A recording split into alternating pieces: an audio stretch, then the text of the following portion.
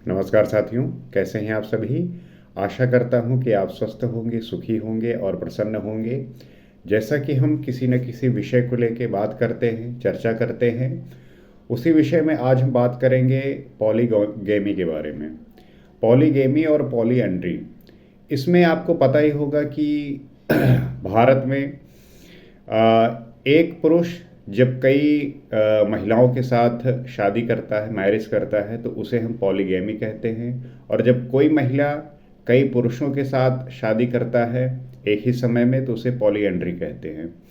तो आपको पता ही होगा कि हमारे यहाँ पे ये जो प्रथा थी, प्रोसेस था, ये पहले के समय में होता आया है। लेकिन जब से हिंदू मैरिज एक्ट 1955 लागू हुआ, तब से जो है ये बंद हो गया। और ये जो है कानूनी प्रक्रिया है, जो भी इसको अप्लाई करने की कोशिश करता है उसके खिलाफ दंड है और प्रावधान है। तो हिंदू मैरिज एक्ट 1955 आने के बाद हिंदू में, पारसी में, बौद्ध में, जैन में और सिख में ये जो है बंद हुआ। लेकिन इस्लाम धर्म हो गया, जिसमें मुस्लिम पर्सनल लॉ और शरीयत के तहत कानून चलता है, तो उनमें जो है वो अभी भी अलाउ है।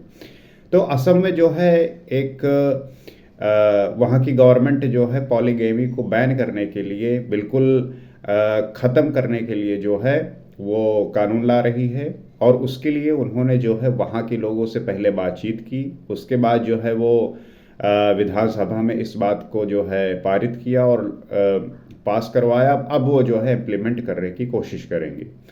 तो जैसा कि आपको पता ही होगा कि इसमें जो है जब इसका किस तरीके से फ़र्क पड़ता है, किस तरीके से समाज में असर पड़ता है और किस तरीके से इसका जो है प्रोसेस चलता है, ये जानने की आवश्यकता है। क्योंकि कहा यह जाता है कि यूनिफॉर्म सिविल कोड के पहले की जो एक प्रोसेस है, वो जो है ये होना ही उसको जो है ये बताता है कि वो हो सकता है। क्योंकि आपको ये बात पता ही होगी कि जैसे हिंदू मैरिज एक्ट हो गया, तो हिंदू मैरिज एक्ट जो है हिंदुओं से संबंधित है। उसमें जो है जो हिंदू कम्युनिटी के लोग हैं वो जो है इस रूल को फॉलो करते हैं।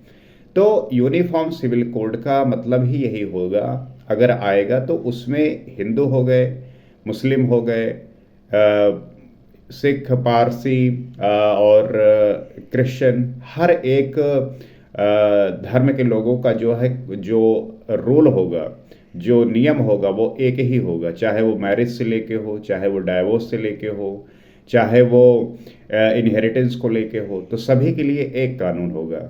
तो अब उसमें जो है ये जो मैरिज का जो है कॉन्सेप्ट है, इसको पहले से सुलझाने की कोशिश कर रहे हैं। अब इसमें जो है एक बात ये आती है कि जो हमारे यहाँ पे ट्राइबल ग्रुप हैं, उनके यहाँ पे आज भी जो है ये प्रक्रिया जो है होती है, जिसमें पॉलीगेमी और पॉलीएंड्री दोनों जो है चीज़ें होती हैं। तो उनके लिए जो है किस प्रकार से हम देखें, क्योंकि उनका वो कल्चरल और रिचुअल जो है वो बहुत समय से होता आया है, वो उसको फॉलो करते हैं। और उन्हें लगता है कि अगर वो इस चीज़ को नहीं करेंगी तो उनका समुदाय, उनका जो है कम्युनिटी ख़त्म हो जाएगी। तो इस चीज़ को लेके कैसे जो है वो उसको अप्लाई करें। तो इस बात को लेके जो है वहाँ की गवर्नमेंट, असम की गवर्नमेंट ने जो है ये बात बोला कि जो शेड्यूल 6 के अंतर्गत जो कम्युनिटी आती हैं, जो ट्राइबल आते हैं, उनको जो है इससे बाहर रखा जाएगा। अर्थात उनको जो है विशेष अधिकार दिया जाएगा और वो जो है इसमें नहीं आएंगे, क्योंकि वो उनके कल्चर का हिस्सा है। वो उनके अपने खुद के एग्जिस्टेंस का एक प्रश्न उठता है। तो इस बात से तो आप समझ ही गए होंगे कि आप पॉलीगेमी और पॉलीएंड्री क्या होता है। और जो अब बात ये आती है कि जो लोग इसे परफॉर्म करेंगे, अर्थात जो इसको नहीं मानेंगे, तो उनके खिलाफ कार्रवाई होगी। तो उनके खिलाफ जो है एक सही प्रावधान बनाया गया है कि उनके लिए जो है 10 साल की सज़ा हो सकती है, फाइन लग सकता है, और अगर वो फिर से ऐसा प्रयास करते हैं तो ये चीज़ें डबल हो सकती हैं। तो 1955 में हिंदू मैरिज एक्ट आने के बाद हिंदू जो हिंदू धर्म के लोग हैं उन्होंने जो है ये अप्लाई करना तो एक तरीके से बंद ही कर दिया है, लेकिन जो मुस्लिम पर्सनल लॉ है अर्थात जो इस्लाम धर्म के लोग हैं वो आज भी जो है ये परफॉर्म कर सकते हैं, अप्लाई कर सकते हैं। और उनका जो कानून शरीयत वो मानते हैं अपने मैरिज में, डाइवोर्स में, वो जो चीज़ें हैं वो उसको जो है कैसे इसमें मिला के जो है काम करेंगे, क्योंकि जो उनके एक तरीके से कह लीजिए जो मैरिज है, डाइवोर्स है, वो जो करवाते हैं जो काजी होते हैं उनके लिए जो है ये नियम बनाए जाएंगे ताकि इस चीज़ को जो है वो अप्लाई ना कर सकें। तो सबसे समझने वाली बात यही है कि ये जो प्रक्रिया है, ये जो कानून है, ये किस तरीके से सोशल जस्टिस को आगे बढ़ाएगी, क्योंकि जहाँ पे हम वुमेन को एक तरीके से है वुमेन को उनके राइट के लिए, उनके इक्वलिटी के लिए, उनके सोशल जस्टिस के लिए हम लड़ते हैं, तो उसमें जो है ये उनके लिए एक बहुत अच्छा तरीका होगा, गवर्नमेंट का सही इनिशिएटिव है। क्योंकि जाहिर सी बात है और मानना ये भी है और साइकोलॉजी भी कहती है कि जब आप किसी एक पार्टनर के साथ होते हैं, किसी एक के साथ होते हैं, तो जो आपका भाव होता है, आपका जो प्रेम होता है वो उसी के साथ संपूर्ण होता है। और कहीं ना कहीं किसी कारणवश जब आपके पास वो फ्रीडम होता है, तब आप जब किसी दूसरे पार्टनर को चुनते हैं तो उसके प्रति जो उसका प्रेम था या उसका जो भाव था उसमें कमी या कह लीजिए कि नहीं होती, या किसी एक के प्रति ज़्यादा प्रेम होता है तो वो चीज़ें मैटर करने लगती हैं। तो जैसा कि आपने सुना ही होगा और आपके भी जो फोर फादर रहे होंगे, जो दादा के दादा ही हो सकते हैं या परदादा हो सकते हैं, उनके बारे में सुना होगा कि उनकी जो है 2 पत्नियां थीं, 3 पत्नियां थीं, तो पॉलीगैमी जो है वो करते थे। लेकिन अब आज के समय में आप बहुत रेयरली देखेंगे कि ये ऐसा होता हो। हिंदू मैरिज हिंदू धर्म में तो नहीं होता, पारसी धर्म में भी नहीं होता, सिख में भी नहीं होता, और इन धर्मों में तो बहुत पहले से ही ये चीज़ें बंद हो गई हैं। लेकिन इस्लाम धर्म है, वहाँ पे अभी भी ये जो है कर सकते हैं, लेकिन वहाँ पे भी समानता ये देखने को नहीं मिलता।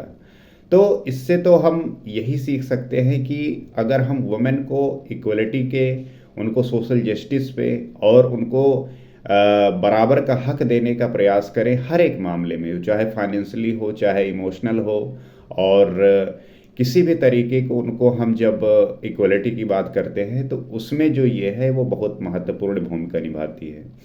तो शेड्यूल 6 हमारे पता ही है आपको कि जो कॉन्स्टिट्यूशन में शेड्यूल अपने यहाँ पे 12 है, उनमें शेड्यूल 6 में जो असम आता है, त्रिपुरा आ गया, मिज़ोरम आ गया, तो ये जो 4 स्टेट हैं, और असम, त्रिपुरा, मेघालय और मिज़ोरम, ये 4 स्टेट में जो वहाँ की जो कम्युनिटी हैं, जो वहाँ के ट्राइबल पीपल हैं, वो जो है उनके साथ वो अलग तरीके से जो है स्पेशल जो है अलग ट्रीटमेंट होता है, उनके साथ अलग कानून बनाए जाते हैं, उनके साथ वो अलग चीज़ें उन स्टेटों के साथ अलग तरीके से व्यवहार किया जाता है। तो ये एक किस तरीके से इसका इम्प्लीमेंट होगा, किस तरीके से इसको लोग अप्लाई करेंगे, और सामान्यतः ये एक यूनिफॉर्म सिविल कोड की पहले की जो प्रक्रिया है, अर्थात यूनिफॉर्म सिविल कोड में जो एक ये होना है, ये होगा, उसका अगर पहले से अगर इम्प्लीमेंटेशन हो जाएगा तो यूनिफॉर्म सिविल कोड जब आएगा तो उसमें किसी भी तरीके की ऐसी कोई भी कॉन्फ्लिक्ट या किसी भी तरीके का कोई प्रॉब्लम होने नहीं होगा। तो यूनिफॉर्म सिविल कोड का आना या कितने समय बाद आना है और कब तक आएगा, लेकिन यूनिफॉर्म सिविल कोड के आने के पहले ही बहुत ऐसे कानून प्रावधान बनाए जा चुके हैं जो यूनिफॉर्म सिविल कोड के सदृश ही अर्थात उसके तरह ही हो चुके हैं। बस एक वो कानूनी प्रक्रिया होनी है जो सामने आ जाएगी तो वो सभी धर्मों के लिए एक हो जाएगी।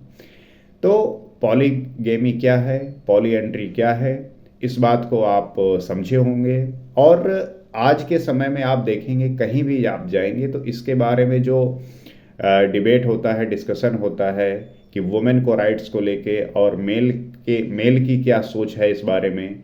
तो इन सब को लेके जो है आपकी राय कैसी बनती है, इसके बारे में जानना आवश्यक है। तो इसी सोच के साथ मैंने सोचा कि इस पे जो है हम थोड़ा बात करें और जानने का प्रयास करें कि पॉलीगैमी और पॉलीएंट्री क्या है। हर एक स्टेट अपने तरीके से किस प्रकार से इसको इम्प्लीमेंट करने की कोशिश कर रहे हैं। और हिंदू मैरिज एक्ट के आने से 1955 में ये चीज़ें जो है कंट्रोल में आ गई थी। लेकिन जो इस्लाम धर्म था, मुस्लिम पर्सनल लॉ है शरीयत का, वो लोग जो है इसको अप्लाई कर रहे थे। लेकिन अब वो जो है धीरे धीरे हर एक स्टेट सभी धर्मों के लिए एक जैसा कानून लाने का प्रयास कर रहे हैं, जिसके परिणाम स्वरूप हर किसी के लिए एक कानून हो, एक नियम हो, ताकि ना तो कानून में कोई कानूनी प्रक्रिया करने में कोई दिक्कत आए और किसी तरीके का किसी के साथ कोई डिस्क्रिमिनेशन भी ना हो। तो इसी उम्मीद के साथ कि आप बात समझे होंगे और आपकी क्या राय है, आप क्या समझते हैं, आप भी शेयर करिए, ताकि हम किसी भी विषय को एक अच्छी तरीके से समझकर उस पर अपनी राय रख सकें और सही तरीके से बात कर सकें। नमस्कार।